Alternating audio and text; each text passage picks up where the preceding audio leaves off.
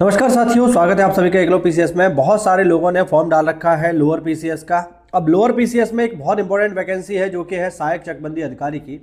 आज के इस वीडियो में हम बात करेंगे कि आखिरकार सहायक चकबंदी अधिकारी का जॉब प्रोफाइल क्या है, ग्रेड पे क्या होता है, इसका वेतन कितना होता है, काम क्या करते हैं सहायक चकबंदी अधिकारी जिन्हें एसीओ भी कहा जाता है, काम क्या है इनका, इनके अंडर कितना स्टाफ रहता है, और प्रमोशन, सबसे इंपॉर्टेंट चीज़ प्रमोशन, बहुत ऊंचे पदों तक ये जाने वाला पद है।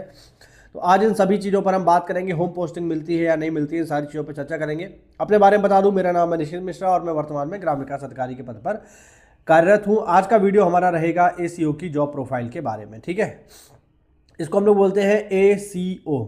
एसीओ का मतलब है असिस्टेंट कंसोलिडेशन ऑफिसर, जिसे हिंदी में कहा जाता है सहायक चकबंदी अधिकारी, ठीक है। ये सहायक चकबंदी अधिकारी है। इसका मतलब ये हुआ कि ये चकबंदी अधिकारी यानी सीओ यानी जो कंसोलिडेशन ऑफिसर होते हैं उनके सहायक के तौर पर कार्य करता है, ठीक है। इसकी पोस्टिंग की अगर मैं बात करूं कि इसकी पोस्टिंग कहाँ होती है, तो इसकी पोस्टिंग होती है साहब तहसील स्तर पर। आप लोग याद रखना ये कहाँ पर पोस्टेड होगा, ये आपको तहसील स्तर पर मिलेगा, ठीक है। और ये बिल्कुल वैसे ही काम करता है जैसा राजस्व लेखपाल का जो विभाग है, जो राजस्व विभाग है वैसे काम करते हैं। मतलब जैसे राजस्व लेखपाल काम करते हैं वैसे ही चकबंदी लेखपाल भी काम करते हैं, ठीक है। तो इनका काम जो है लगभग एक जैसा ही है, वो मैं आपको आगे यहाँ वीडियो में समझा दूंगा काम इनका बेसिकली क्या है। लेकिन ऐसा भी नहीं है कि बिल्कुल लेखपाल जैसा ही काम है, ऐसा नहीं है। अधिकारी तो अधिकारी है। तो इन सारी चीज़ों के बारे में आज हम बात करेंगे। चलिए सबसे पहले बात करते हैं इसके ग्रेड पे की। देखो तो ग्रेड पे साथियों इसका है 4200 ग्रेड पे की ये वर्तमान में जॉब है। अब 4200 ग्रेड पे के साथ जो इसकी योग्यता है साथियों वो स्नातक है। याद रखना, जैसे ही ग्रेड पे 4200 पहुंचता है योग्यता अपने आप स्नातक हो जाती है। याद रखना, वैसे तो 2800 ग्रेड पे भी हो जाती है, लेकिन इसकी योग्यता क्या है, इसकी योग्यता साथियों स्नातक है। चूंकि ग्रेड पे 4200 है तो सैलरी काफ़ी अच्छी खासी बनती है। जैसा कि मैं आपको कई वीडियोज़ में बता चुका हूँ कि ये 4200 ग्रेड पे हो गया, इस पर 58% आपका जो है HRA बनेगा, सॉरी इस पर 58% आपका DA बनेगा, इसके अलावा HRA मिलेगा, आपको बहुत सारी चीज़ें मिलेंगी। तो कुल मिलाकर जो वेतन आपका हो जाएगा वो 50,000 प्लस हो जाएगा, सारा कुछ काट पीट के यानी NPS भी आपने कटवा दिया, GPF भी कटवा दिया। तो कुल मिला के आपका जो वेतन होगा वो होगा कितना, करीब 50,000 रुपये आपका वेतन होने वाला है। स्टार्टिंग सैलरी की मैं बात कर रहा हूँ, 50,000 आपकी स्टार्टिंग सैलरी होगी जो कि हर साल बढ़ जाएगी, ठीक है। तो ये आपको ध्यान रखना है, सैलरी बहुत अच्छी खासी है, एक हैंडसम सैलरी इसे हम कह सकते हैं कि हाँ ठीक ठाक अमाउंट आपको यहाँ पर मिलेगा। अब सबसे इंपॉर्टेंट जो चीज़ है वो है इनके कार्य हम देखते हैं कि आखिरकार सहायक चकबंदी अधिकारी करता क्या है। तो सहायक चकबंदी अधिकारी का जो पहला कार्य है साथियों वो है चकबंदी करना। अब यहाँ पर मैं थोड़ा सा आपको बता देता हूँ जिन लोगों को नहीं पता है कि चकबंदी क्या होती है, इसके बारे में जरा हम बातचीत कर लेते हैं। देखो मान लीजिए कोई किसान है, ये पूरा गांव है और उस एक किसान का एक खेत यहाँ पर है, एक खेत यहाँ पर है, एक खेत यहाँ पर है ना। छोटे छोटे उसके 3 खेत हैं, एक यहाँ पर है, एक यहाँ पर है, यहाँ पर है। अब वो अगर इन तीनों में अलग अलग खेती करने का प्रयास करेगा तो क्या होगा, तो वह उतनी खेती कर पाएगा जो एक बेहतर ढंग से प्रोडक्शन दे पाए, क्योंकि उसके क्षेत्र अलग अलग है। यहाँ पर थोड़ा उत्पादन करेगा, थोड़ा यहाँ करेगा, थोड़ा यहाँ करेगा। तो इससे होगा क्या कि इन तीनों पर वो बराबर ध्यान कभी दे ही नहीं पाएगा, तो जो उत्पादन उसे करना चाहिए था वो कभी हो नहीं पाएगा। तो इसके लिए सरकार ने क्या किया, इसके लिए सरकार ने एक योजना शुरू करी जिसे हम कहते हैं चकबंदी।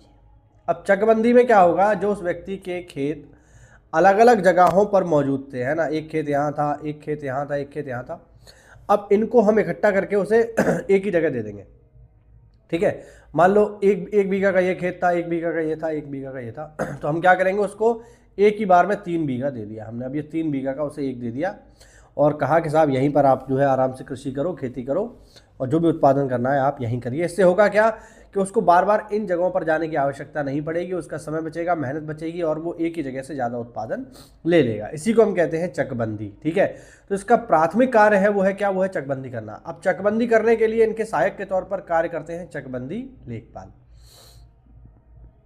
ठीक है। और चकबंदी लेखपाल से भी ऊपर इनके साथ काम करते हैं कौन, कानून को, चकबंदी कानून को, ठीक है। तो मेन जो इनका काम है वो क्या है, वो है साथियों चकबंदी करना। और चकबंदी है तो भैया जमीन की जहां बात आती है वहां पर विवाद भी होते हैं। तो दूसरा इनका महत्वपूर्ण काम है वो है क्या, वो है चकबंदी विवादों का निस्तारण। अब मान लीजिए कोई व्यक्ति ये कहे कि साहब जो खेत का बंटवारा जो आपने चक बांटे हैं वो सही नहीं बांटे हैं, है ना, मेरा हिस्सा ज़्यादा होना चाहिए था, कम हो गया, ज़्यादातर लोग ऐसे ही करते हैं। तो इनका जो अगला कार्य है वो है चकबंदी विवादों का निस्तारण करना, ठीक है। तो एक तरीके से इनके पास न्यायालय की भी पावर है, आप इसको भी आप ध्यान रखना, ठीक है।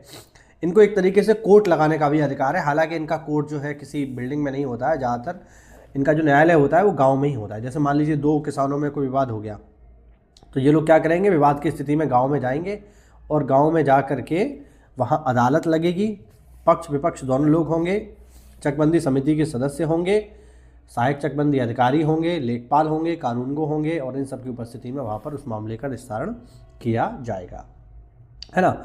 ये है तीसरा इनका जो काम है वो है साथियों चकबंदी समिति के साथ मिलकर के भूमि का एकीकरण करना। क्योंकि देखिए चकबंदी विभाग का गठन ही इसीलिए हुआ है कि जो भूमि के टुकड़े जिन्हें हम चक कहते हैं वो अलग अलग थे, उन्हें एक जगह लाना है। तो इसके लिए चकबंदी अधिकारियों के साथ चकबंदी समिति भी कार्य करती है। तो कुल मिला के इनका जो मेन काम है वो यही है कि जो चक बने हुए हैं, चक मतलब जमीन के टुकड़े, उन्हें जो अलग अलग बिखरे बिखरे ज़मीन के टुकड़े हैं उन्हें एक जगह ला करके इकट्ठा करना, और इकट्ठा करने के बाद उनका निर्धारण करना कि किसका हिस्सा क्या रहेगा, उसके कागज़ तैयार करना और उन कागज़ों की रिपोर्ट लगा करके अपने ऊपर के अधिकारी को, यानी जो सीओ साहब होंगे, उनको भेज देना। ये सीओ साहब पुलिस वाले नहीं हैं, ये सीओ साहब चकबंदी वाले हैं, ठीक है, जिन्हें हम चकबंदी अधिकारी कहते हैं। तो इस तरीके से ये इनका मेन काम यही रहता है।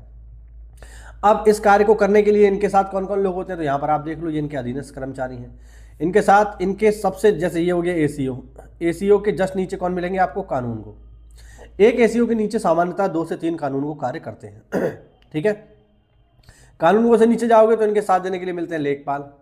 अब 2 कानूनगो होगा, यानी 6-7 लेखपाल भी आपको अपने अंडर काम करने के लिए मिलेंगे। और बाकी 4th ग्रेड का तो स्टाफ होता ही है, चपरासी वगैरह, ये तो आपके अंडर काम करते ही हैं। तो कुल मिला के अगर आप देखो तो आपके नीचे कानूनगो भी होंगे, लेखपाल भी होंगे, और ये तो हैं ही। तो काफ़ी बढ़िया आपको स्टाफ मिलेगा आप इनके माध्यम से। अब यहाँ पर देखिए अधिकारी, देखिए एक चीज़ आप हमेशा याद रखना, जिस भी जॉब में अधिकारी शब्द आ जाता है ना, वहाँ पर सारा काम आपको खुद नहीं करना होता है, वहाँ पर आपको काम करवाना होता है ना। तो आपको काम करवाने के लिए आपको कानूनगो है, इनके माध्यम से काम कराना है, लेखपाल के माध्यम से काम कराना है। कुल मिला के आप इनके एक तरीके से मॉनिटरिंग आप इनकी करोगे कि जो काम इन्हें दिए गए हैं वो काम सही से कर रहे हैं या नहीं कर रहे हैं। तो ये इनका मेन काम रहेगा, और इस कार्य को करने के लिए ये लोग इनके अंडर या इनके साथ हम कह सकते हैं काम करते हैं। अब इस जॉब का जो सबसे बढ़िया बात है, जो सबसे बड़ा इस जॉब का चार्म है, वो है इसका प्रमोशन। प्रमोशन इसका बहुत अच्छा है। मैं यहाँ पे आपको बता देता हूँ। देखिए जब आप भर्ती होगे तो आप भर्ती होगे एसीओ पे। एसीओ का मतलब है असिस्टेंट कंसोलिडेशन ऑफिसर, यानी सहायक चकबंदी अधिकारी। अब सहायक चकबंदी अधिकारी के तौर पर आप जो है काम करोगे, है ना। अब चूंकि यूपी में क्या है, प्रमोशन बड़ा देखिए स्लो है, तो ये एक समस्या है। अब मान लीजिए आपने यहाँ 10-15 साल काम किया, 10-15 साल काम करने के बाद आप बन जाओगे सीओ। सीओ होता है कंसोलिडेशन ऑफिसर, यानी चकबंदी अधिकारी। ये क्या है, ये है चकबंदी अधिकारी। गला मेरा थोड़ा खराब है तो माफ़ कीजिएगा। अब आप 8-10 साल एज अ सीओ काम करोगे, उसके बाद आप बन जाओगे एसओसी। एसओसी को हम बोलते हैं सेटलमेंट ऑफिसर ऑफ कंसोलिडेशन, जिसे हिंदी में कहा जाता है बंदोबस्त अधिकारी। ये क्या है, ये है बंदोबस्त अधिकारी है, ठीक है। मतलब यहाँ लिख देता हूँ बंदोबस्त अधिकारी, और चलिए ठीक है, आपने सुन लिया होगा, ये बंदोबस्त अधिकारी है। ये है सेटलमेंट ऑफिसर ऑफ कंसोलिडेशन, यानी बंदोबस्त अधिकारी। और बंदोबस्त अधिकारी का जो ग्रेड पे है, ये 5400 है भाई साहब। यानी आप जो है तुरंत एक जिला लेवल के अफसर के रैंक पर आ जाओगे जैसे ही आप एसओसी बनोगे, ठीक है। तो आप अगर कुछ भी नहीं करोगे तो एसीओ से आप एसओसी तो एक नौकरी में बन ही जाओगे। मतलब एक बार अगर आप ज्वाइन कर लेते हो और आप अच्छे से बिना सस्पेंड हुए, आपका जो है करेक्टर रोल बढ़िया रहता है, सीआर अच्छा रहता है, तो फिर आप एसीओ से एसओसी तो बन ही जाओगे। और एसओसी बनने का मतलब क्या है, एसओसी बनने का मतलब है कि आप 5400 ग्रेड पे हो गए, पीसीएस के बराबर हो गए। ये पीसीएस का रैंक है। और आप अगर मान लीजिए कम उम्र पे ही नौकरी पा गए, मान लीजिए आपकी नौकरी जो है 18, आपकी नौकरी जो 21-22 साल पे ही लग गई, मान लीजिए लक होता है भाई बहुत से लोगों का, है ना, तो फिर आप जो है डिप्टी डायरेक्टर तक भी जा सकते हो। तो अभी इस बात है, इनका तो ग्रेड पे और भी ऊंचा होगा। तो प्रमोशन जो है काफ़ी इसमें बढ़िया है, ठीक है। प्रमोशन इसमें अच्छा है। अब कुछ लोग ये पूछ सकते हैं क्या इसमें डिपार्टमेंटल प्रमोशन होता है? तो देखिए, विभागीय प्रमोशन यूपी के किसी विभाग में नहीं होता, कोई डिपार्टमेंटल प्रमोशन नहीं है। वो आपको समय के साथ ही आगे बढ़ना होगा, या फिर दूसरा तरीका ये है कि आप डायरेक्ट पीसीएस दो और फिर बन जाओ, है ना, तो वो बात अलग है। लेकिन डिपार्टमेंटल प्रमोशन जैसी यूपी के किसी भी विभाग में कोई चीज़ नहीं है, वो आपको बाहर से ही जाना पड़ेगा। ठीक है, तो आपने देखा प्रमोशन बहुत अच्छा है, 5400 ग्रेड पे तक है। अगला सवाल है यहाँ पर, क्या होम पोस्टिंग मिलती है? तो इसका जवाब है नहीं, बिल्कुल नहीं, होम पोस्टिंग नहीं मिलती। ठीक है, हाँ इतना हो सकता है कि आपको बगल वाले ज़िले में पोस्टिंग मिल जाए। आवास अगर खाली है तो मिल जाएगा, हम पहले भी कई बार इसके बारे में बात कर चुके हैं, है ना। आवास एक सब्जेक्टिव चीज़ है, अगर आवास खाली है तो आपको मिल जाएगा, खाली नहीं है तो फिर आपको किराए पे रहना पड़ेगा, उसके लिए सरकार आपको एचआरए देगी, कोई दिक्कत वाली बात नहीं है। फिर है मेडिकल सुविधा, है ना। तो क्या मेडिकल सुविधा मिलती है? तो मैंने कई बार कई वीडियोज़ में बताया है, फिर से बता देता हूँ। अगर आप यूपी के कर्मचारी हो, यूपी के सरकारी अधिकारी या कर्मचारी हो, तो दीनदयाल उपाध्याय कैशलेस बीमा योजना चलती है, जिसके अंतर्गत हर व्यक्ति को जो कि यूपी की सरकार में काम कर रहा है उसको निजी अस्पताल में 5 लाख तक का कैशलेस इलाज, और सरकारी अस्पताल में नो लिमिट, यानी कोई सीमा नहीं है, लिमिटलेस आप इलाज करा सकते हो। ठीक है, सरकारी अस्पताल में अगर आपके पास पंडित दीनदयाल उपाध्याय कैशलेस बीमा कार्ड है तो मेडिकल सुविधा भी मिलती है, आपको भी मिलती है और आपके जो आश्रित हैं उनको भी मिलती है। ठीक है, तो कुल मिला के ऑल ओवर देखा जाए तो नौकरी देखिए बहुत बढ़िया है, अच्छी नौकरी है, और सबसे बढ़िया जो इसका जो चार्म है वो मैं आपको बताता हूँ, वो है इसका प्रमोशन। ठीक है, प्रमोशन इसका बहुत अच्छा है, क्योंकि प्रमोशन देखिए क्यों अच्छा है मैं आपको बताता हूँ। प्रमोशन कब नहीं होता है? प्रमोशन तब नहीं होता है जब किसी विभाग में लगातार भर्ती आती रहे। अगर किसी विभाग में लगातार भर्ती आ रही है तो क्या होगा, लोगों की संख्या बढ़ जाएगी, और लोगों की संख्या बढ़ जाएगी तो ऑब्वियस बात है प्रमोशन लेने वालों की संख्या भी बढ़ेगी, तो प्रमोशन स्लो हो जाएगा। अब भर्ती ही बहुत स्लो आ रही है, मान लीजिए किसी में भर्ती नहीं आई, है ना, मान लीजिए किसी विभाग में 10 साल भर्ती नहीं आई, तो लोग तो रिटायर तो होंगे, लोगों की मृत्यु भी होगी, तो फिर क्या है कि अगर किसी विभाग में लंबे समय भर्ती नहीं आती है तो फिर आपके प्रमोशन के चांस बढ़ जाते हैं, है ना। तो ये थोड़ा रहता है, क्योंकि इसकी भर्ती रेगुलर तो है नहीं, बहुत लंबे समय बाद, मुझे याद है बहुत साल पहले चकबंदी लेखपाल की भर्ती आई थी, है ना, तो ये तो और भी कम ही देखने को मिलती है, सहायक चकबंदी अधिकारी तो कम ही देखने को मिलती है। तो फिर कहने का अर्थ है कि इसमें प्रमोशन बहुत अच्छा है, इस मामले में आप बहुत अच्छे रैंक तक जा सकते हो अगर आप ACO यानी सहायक चकबंदी अधिकारी बन जाओ तो। ठीक है, अब भी आपका कोई डाउट रह गया हो तो आप कमेंट के माध्यम से मुझसे पूछ सकते हो, या फिर मेरा टेलीग्राम चैनल ज्वाइन कर लो। ठीक है, एकलव्य PCS नाम से लिंक नीचे दिया हुआ है, उसके माध्यम से भी आप मुझसे जुड़ सकते हो और अपना कोई भी सवाल पूछ सकते हो।